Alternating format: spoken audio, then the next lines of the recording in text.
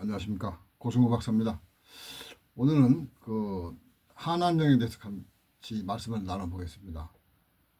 최근 경주 아펙 총회에서 우리 한중 정상회담이 열렸죠. 그 자리에서 시진핑 주석이 한안령과 관련해서 이제 좀 발언한 것이 일단 좀 화제가 되고 있습니다.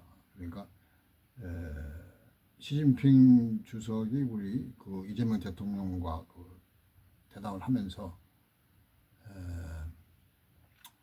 북경에서 K-팝을 한번 공연을 주최할 수도 있지 않겠느냐, 뭐 그런 발언을 해가지고 지금 국내에서 말이죠, 여러 가지 대중문화 교류가 좀 더 활성화되는 거 아니냐, 그래가지고 지금 현재 관련 엔터테인먼트 산업 주식들이 말이죠, 지금 상당히 강세를 보이고 있다고 합니다. 그래서 지금 현재 이제 우리 박진영 JYP 대표가 보면은 지금 대통령 직속 대중문화교류위원회 공동위원장을 맡고 있잖아요. 그래서 이제 박 대표가 이제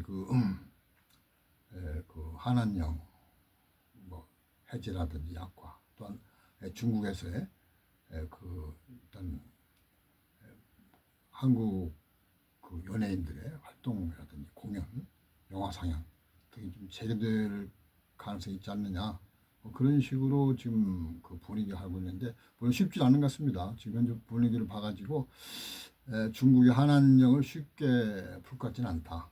그러니까 지금 한안령은 아시잖아요. 한안령이라는 게 2016년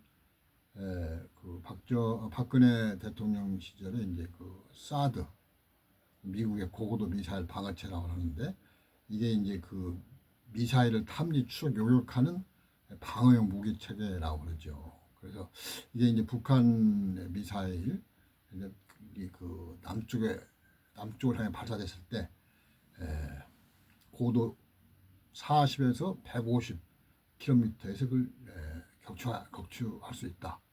그렇게 해서 이제 들어왔는데, 근데 이제 이 사드가 말이죠, 이 방어용 무기면서 간단치 않은 것이 전략용의 기능이 있더라. 그래서 이른바 사드의 핵심 장비가 말이죠,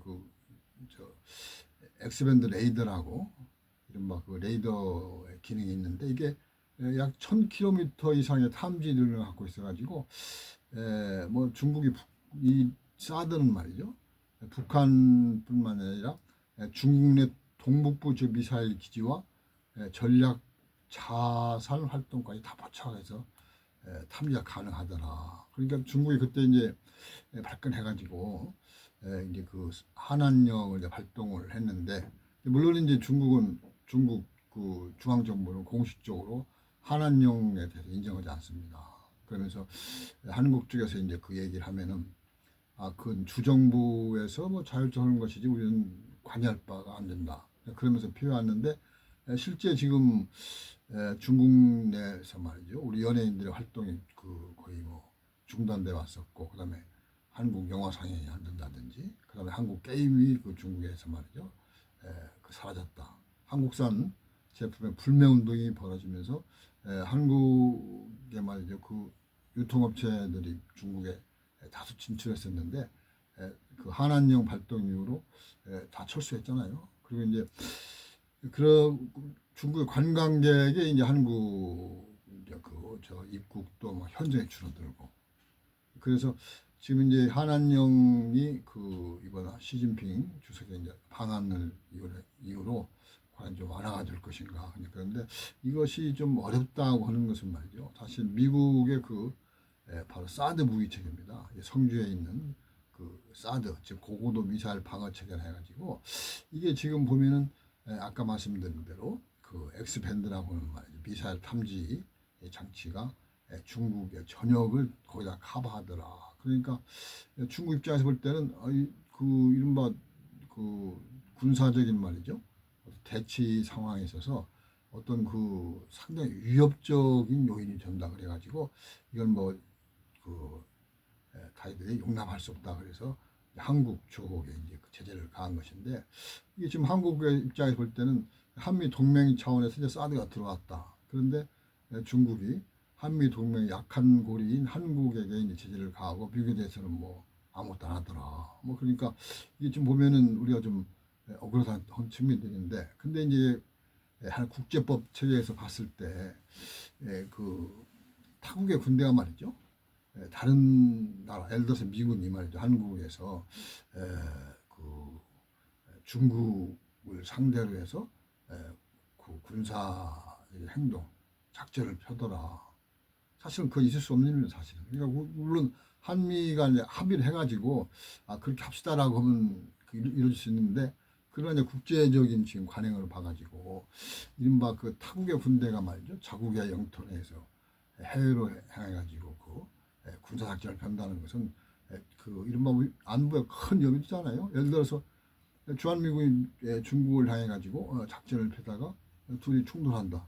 그러면 뭐 한국이 주한미군 기지가 많이 있기 때문에 피해를 볼 수밖에 없는 것이죠. 중국이 주한미군 기지를 공유할 것이기 때문에. 그래서 바로 이런 측면에서 봤을 때 그 성주 사드가 좀 심각하더라. 그러니까 지금 현재 성주 사드는 말이죠, 대북용을 뛰어넘어서 미국의 이제 동북아 미사일 방어망의 전진 기지더라. 그러니까 이게 이제 보면은 그저 주한 미군이 북한 견제용이라고 지금 한국 국민들 알고 있잖아요. 그래가지고 그 주한 미군의 말이죠, 방위비도 세금으로 내는 것이고, 주한 미군의 기지 뭐 시설이라든지 운용 비용도 대주는데 그 예를 들어서 그것도 세금입니다. 근데 정작 그 세금을 내는 국민이 이 사드와 말 한한령 관계에 대해 잘 모른다. 이게 사실 말이 되지 않거든요. 그러니까 지금 사드는 말이죠, 그 전북 성주에서 북한령이라고 그러지만 사실은 미국 인도 태평양 전략의 한 축으로 중요한 기능을 하고 있다. 뭐 중국 전역을 커버하니까. 그래서 일단은 그 지금 이 사드가 계속 지금처럼 그 성주에서 이제 가동되고 있는 한은 중국이 이제 그 한한령을 말이죠, 전면 해제하는 것은 좀 불가능한 거 아니냐. 중국이 물론 뭐 지금 모르겠습니다. 전략을 확 바꿔가지고 그래 좋다. 뭐 사드 그 경북 상주인 사드는 뭐 사드고 한국과의 말이죠, 경제적인 교류, 문화 교류를 활발하겠다. 뭐 그렇게 할지 모르겠습니다만 어떻습니까? 지금 대만을 놓고 말이죠, 중국과 미국이 말이죠, 엄청 힘겨루기를 하면서 뭐 전면전시 어떻게 하겠다, 뭐 소리 이렇게 지금 으르렁거리고 있기 때문에 경북 성주에 있는 사드도 그런 그 대만과 관련해서 중국이 보면 굉장히 신경이 쓰이는 부분이겠죠. 그러니까 한한령을 쉽게 풀 것 같지는 않다. 그렇다면 한국은 어떻게 해야 되겠어요? 한국은 주권 국가인데 주한미군이 지금 그 대북용이다, 성주에서 이제 그 사드 기지를 운영하는데, 물론 한미 동맹에 의해서 이제 이루어진 것은 사실이죠. 한미 동맹은 아시는 바와 같이 그 가장 기본적인 근간은 한미 상호 방위조약, 그중에 또 4조입니다. 미국이 주한 한국에 미군을 주둔시키는 것을 말이죠, 미국의 권리로 인정을 했죠. 그래서 거기에서 이제 바로 그 주한미군의 치외법권적인 이제 지위라든지, 그 다음에 주한미군의 활동에 대해서는 뭐 그 미국의 비밀법이 적용돼 가지고 한국 정부도 완전히 그 어떻게 보면은 입을 다물어야 되는 말이죠. 한미 동맹을 생각해서 미국이 입 다물어 주셨을 때 무슨 별다른 액션을 취하지 못했는데, 그런 것이 벌써 정전협정 뒤부터 계속됐으니까 한 70여 년 됐죠, 이 부분에. 그러니까 이 한국 정부와 국민의 관계를 보면 주한미군을 대입시킬 때 상당히 심각합니다. 주한미군이 한국에서 말이죠, 중국, 러시아를 상대로 세계 전략을 수행하더라. 이렇게 되면은 그 미국 국익이 엄청난 도움이 되는데, 사실 미국과 중국, 러시아가 말이죠, 무력 충돌한다 하면 한국은 주한미군 기지라는 이유 때문에 엄청난 피해를 당할 수 있잖아요. 그러면 이런 사실을 한국 정부는 국민에게 알려야 되는데 70여 년간 침묵했다. 지금 이재명 정부는 어떻게 할까요? 지금까지 봐가지고 그걸 밝힐라든지 말이에요. 진실을 국민 앞에 공개하면서 이렇게 됐으니 어떻게 할까요? 라든지 말 그런 그 이른바 과거 정부와 다른 그런 모습을 보일까? 그런데 지금 현재 알 수가 없습니다. 그런 기미는 보이지 않습니다. 그래서 지금 이제 주한 미군이 지금 현재와 같이 그 한국에서 그 위상을 유지한다 그런 말이죠. 뭐 결론적으로 말씀드리면 주한미군은 어서 점령군 비슷한 상태인 게 사실이에요. 그러니까 얼마 전에 특검이 주한미군 기지 내에 있는 한국 기지에 말이죠 수사역을 나갔을 때 주한미군에서 한국 정부에 항의하잖아요.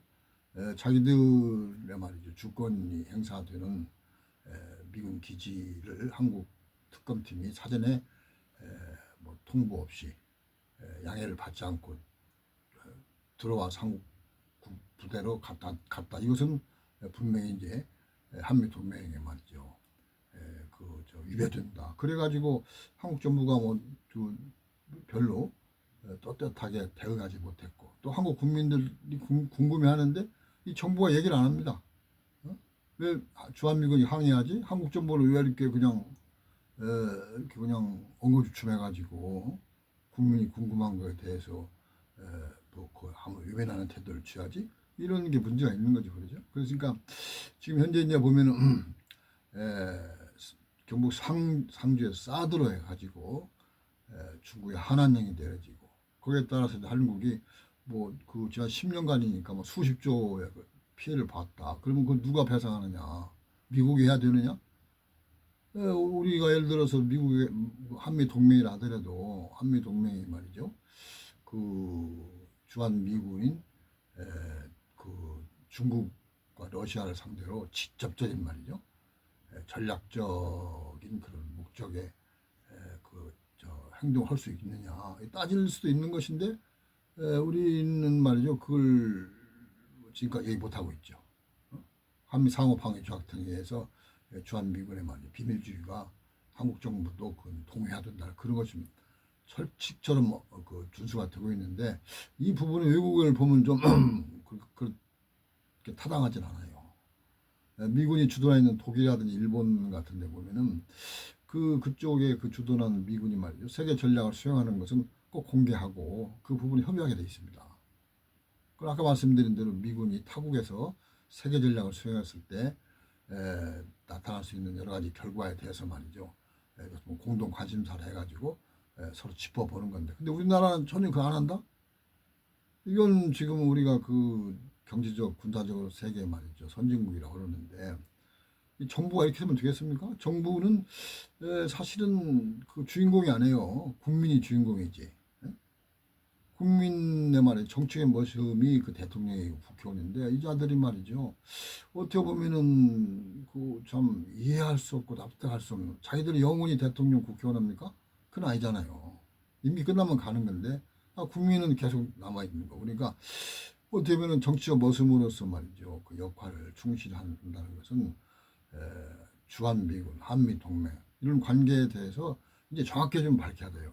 뭐 누구를 위하고 누구를 뭐 했죠 그런 부분이 아니라 현실이 이렇게 돼 있고 그리고 주변 국가들이 이제 구체적으로 그 한국에 말이 제재를 가한다. 그것이 바로 한한령이다. 그러니까 지금 이제 동북아가 뭐 한미일 뭐 북중미 이런 뭐죠 뭐그 냉전 시대에 말이죠 대립구도로 가고 있다 그러는데 한국이 예를 들어서 이런 지금 상당히 국제적인 말이죠 그 선진적 위상에도 불구하고 미국의 한 부분으로서 말이죠 이렇게 그 존재감 없이 끌려간다.